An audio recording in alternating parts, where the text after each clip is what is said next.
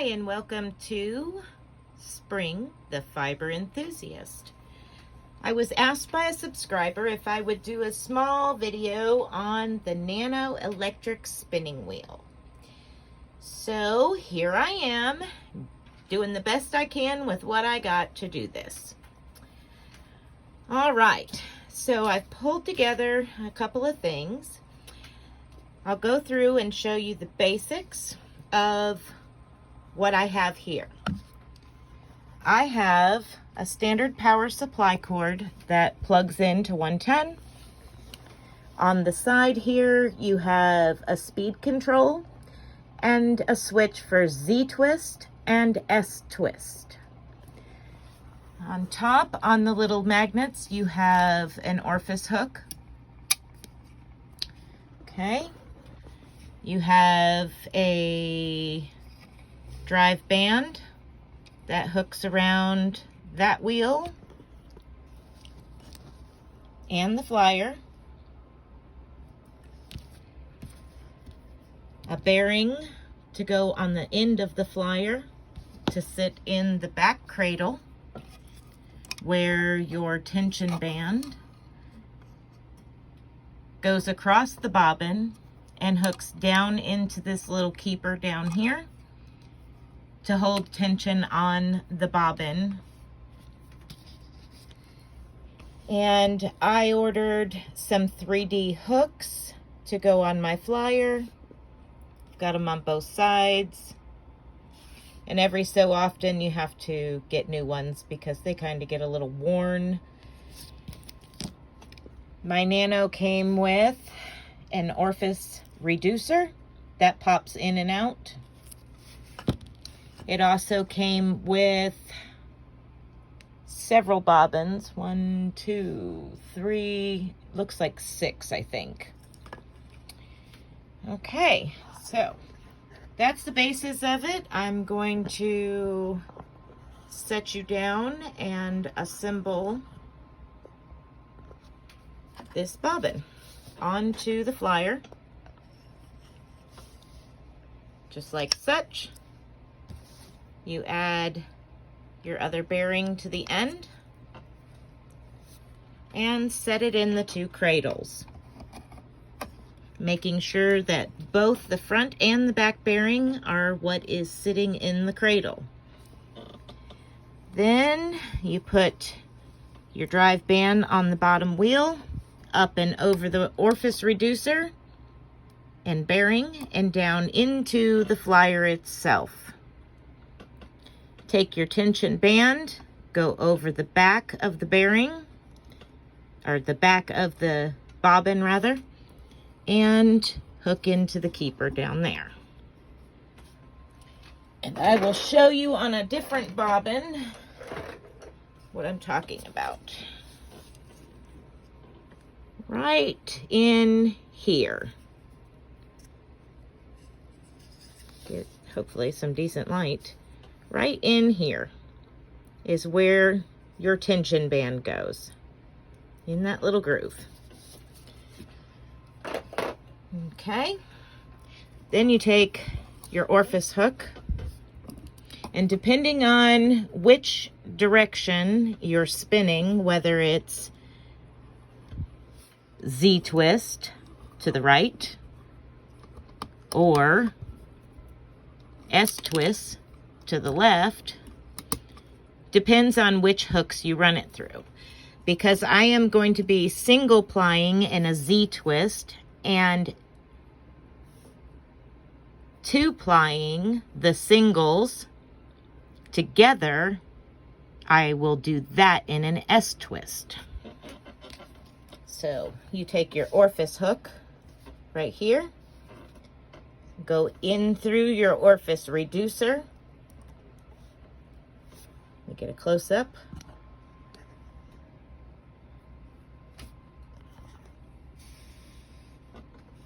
So you go in through here and up the top, where you then grab the yarn and pull it through.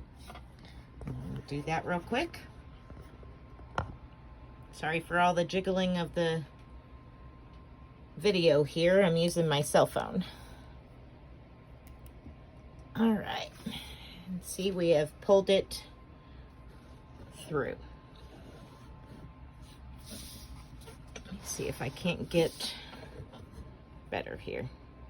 Okay, now I'm going to put my little Orifice hook back on its magnet so it don't get lost. Now, I'm going to turn it on and show you how it puts some twist. I'm going to go slow. See how it's twisting up?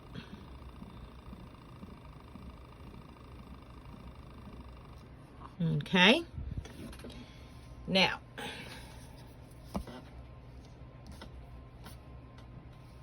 I think that will show best in the long run. I'm going to park this for a minute and prepare my fiber. So I'm going to put it in its little keeper. Just like the tension band, there's little keepers on the front also. So what I mean by prepare my fiber to go on my leader is, which is what I just twisted there. I'm going to pull some out, draft some of it off of the robing, so that way it's wispy and thinner. Then I'm going to give it some twist by hand to make it stronger. Then what I'll do, so I'll open this back up and feed what I just twisted through that loop and let it spin back on itself. Now I'm going to turn it on and let it build a little more twist and slowly feed it up towards the machine. Okay. So now I'm going to draft out some more fiber and let that twist run back down to my fingers. And let it go in. And this is just getting started and getting the fiber onto the bobbin. I usually take it slow. That way it doesn't jump off. All right, I think we're good now. And then you just draft as you would if you were working on a manual spinning wheel.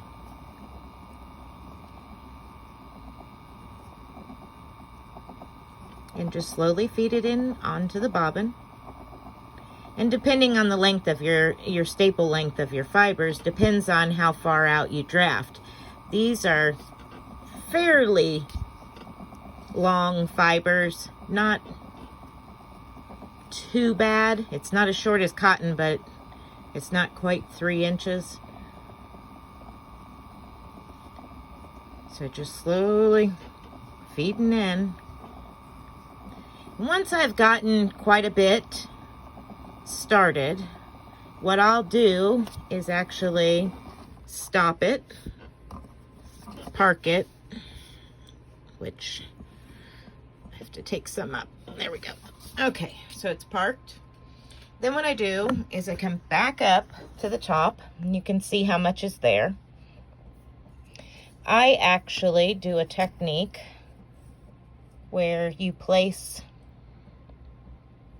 it around the opposite side of the flyer than the hooks you are utilizing. Get a hold of this here. Okay, so it comes off the bobbin, around that flyer, over the bobbin, and through your hooks, across, through your orifice, and out to your hand. And the reason I do that is it makes it go onto the bobbin a lot smoother and a lot less moving of those hooks. All right, I'm going to spin a little bit and I'll be back with you shortly. Okay, so I finished up the black fiber that I had in my hand, And I have a little bit of a burgundy color that I had spun up earlier. And I'm going to take the two and ply them together on an empty bobbin. I normally would fill a bobbin completely with a single on my electric Nano and then ply it together on my Bumblebee. But for demonstration purposes, we are going to ply on the Nano. So let me set you down while I get this bobbin off. There we go. All right, so take the tension band off. Take your drive band off. Lift. Take the bearing off. And this bobbin. And I'm going to replace it. Sorry, everything is so close and personal here. With a new bobbin, put the bearing back on, set it back in its cradles,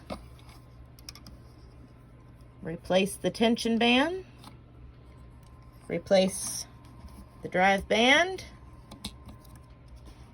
Okay, and now because I'm plying, if you remember earlier, I went through this hook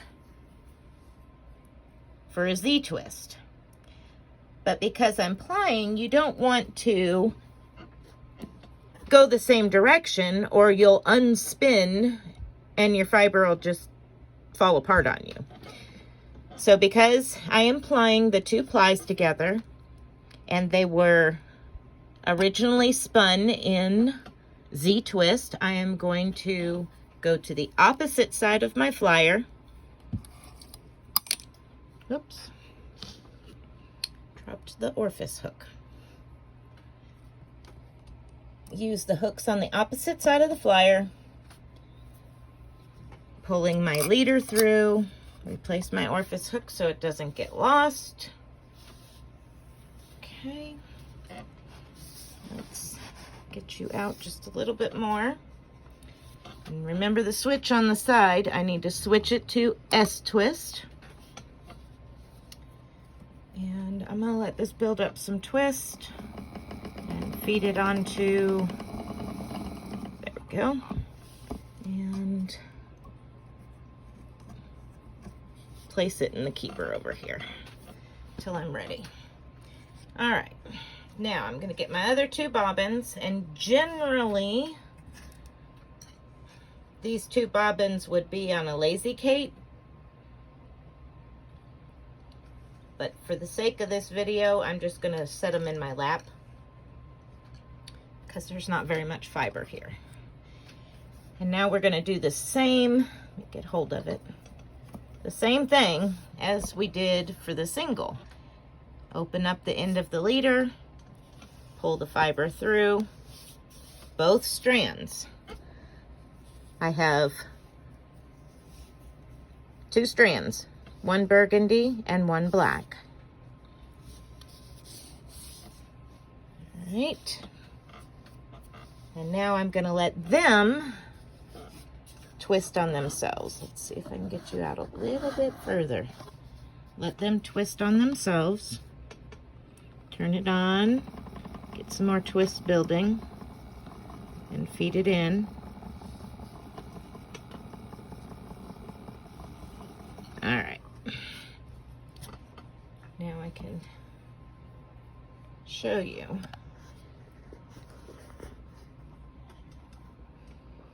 You can see the twist.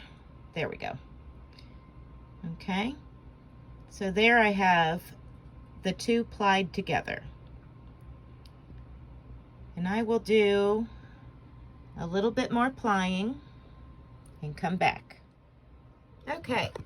So I did a little bit more plying, and the reason I did that was because I wanted to show you that I do the same thing when plying with my yarn is I go over the opposite side of the flyer.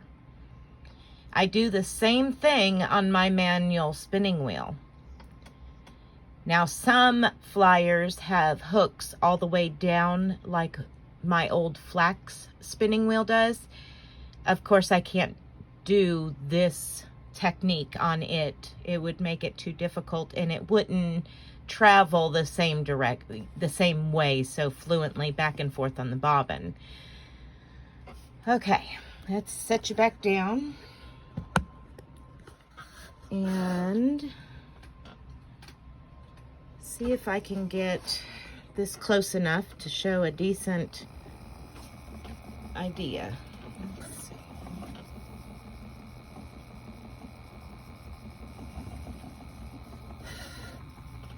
Okay.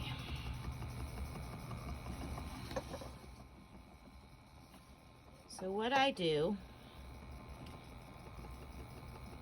is I have, let me see, I can probably move you up here and hold you by hand and do it. Okay. So I watch for the amount of twist that I'm looking for, and then I feed it in. Then I draw back.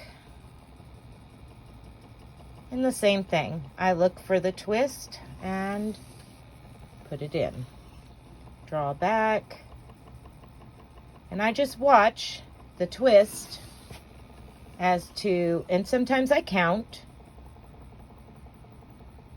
to see how much twist is in there, or I count 1, 2, 3, 4, 5, 6, 7, 8. That looks good. And then I'll start counting 8 every time. And then I'll push it in. And usually I'm using 2 hands to do this. One to keep the singles separated and the other one to hold for the twist. And of course, while I'm talking, I'm not counting. I'm just watching the twist in it. And then I just put it in here and draw back and watch that twist build. And then push it in and draw back. And as you can see, some of it's thinner than others. This is kind of like thick and thin. Okay, and now I'll come up here, shut this off. And there you go. There's some plying. All right, I'll finish up what I have on these 2 bobbins and take it off and show you what it looks like. Here it is.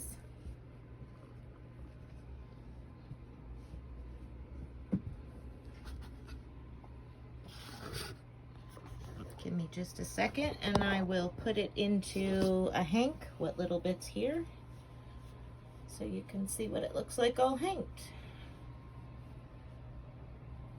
A little bit more.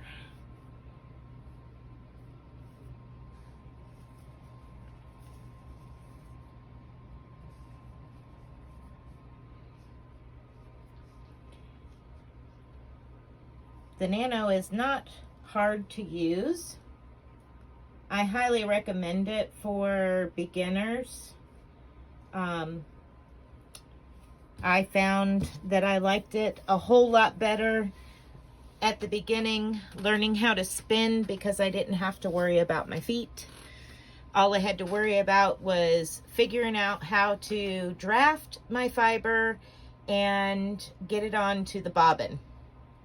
And then refine my skills and get a fiber that was consistent and plied well, and then figured out how to ply. And now my manual spinning wheel is a whole lot more enjoyable, because now I can focus on my feet and just spin. So set that down. And of course, because it's black, There we go. There we go.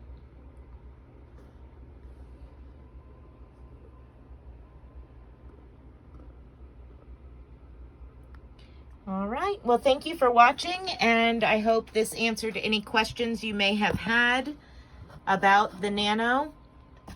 I really enjoy it. I recommend it for anybody who wants to spin, and the fact that it's portable and you can get a battery pack for it, all kinds of neat stuff.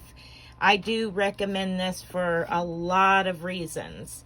Of course, I suggest always, when you are done, take your drive band off and your tension band off, so that way they don't become overstretched. And I usually take it completely down and put it away just like that. But again, thank you for watching.